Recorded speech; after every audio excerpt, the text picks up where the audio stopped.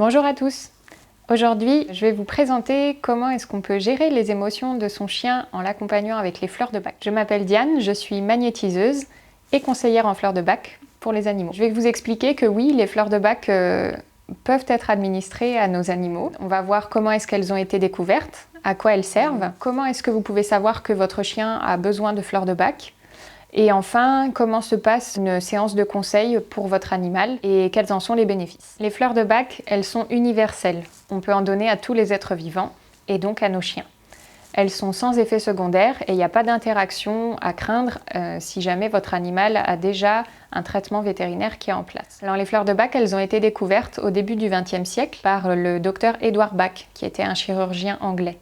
Et lui, dans sa philosophie, il souhaitait trouver un remède à nos émotions parce qu'il était persuadé que le trouble émotionnel était la cause de nos maux physiques. De son vivant, il a mis au point une gamme de 38 élixirs différents qui correspondent à 38 émotions bien distinctes. Si on se lance dans l'aventure des fleurs de bac, notamment pour votre chien, vous pouvez être vite perdu face à la diversité de la gamme. Comment savoir si votre chien a besoin ou non de fleurs de bac? Il n'y a pas besoin d'un bilan comportemental.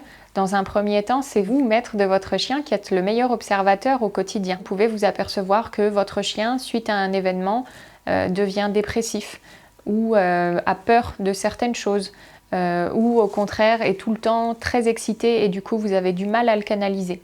Ça, ce sont des émotions que les fleurs de bac peuvent aider à apaiser pour retrouver une relation harmonieuse à la maison avec votre chien. Tout l'intérêt d'une séance de conseil, c'est de pouvoir vous aiguiller sur les fleurs qui sont les plus adaptées aux émotions ressenties par votre chien dans l'instant.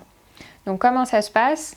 On se rencontre, soit en présentiel, soit en visio. L'essentiel est que je puisse voir votre chien en réel ou à l'écran pour aussi observer ses comportements, que vous m'expliquiez dans quel cas est-ce qu'il est stressé, dans quel cas est-ce qu'il perd le contrôle, pour qu'on puisse définir pour lui un mélange personnalisé qui va contenir jusqu'à 7 élixirs différents. À la fin de la séance, je vous remets donc le flacon pour votre chien avec un petit livret de suivi et vous allez faire une cure de fleurs de bac pour lui pendant 3 semaines. Votre implication, ça va être de bien observer votre chien pendant 3 semaines et de faire le bilan à la fin de chaque semaine des comportements que vous aurez pu observer chez lui, qui auront pu s'améliorer ou non. Je suis également passionnée d'éducation canine et pour moi, voilà, c'est très important de bien observer votre chien et de vous impliquer aussi dans la gestion des émotions de votre chien, c'est-à-dire que lui prendra des fleurs de bac, mais peut-être que vous aurez aussi des petites choses à mettre en place pour mieux l'accompagner au quotidien. Et à la fin des 3 semaines,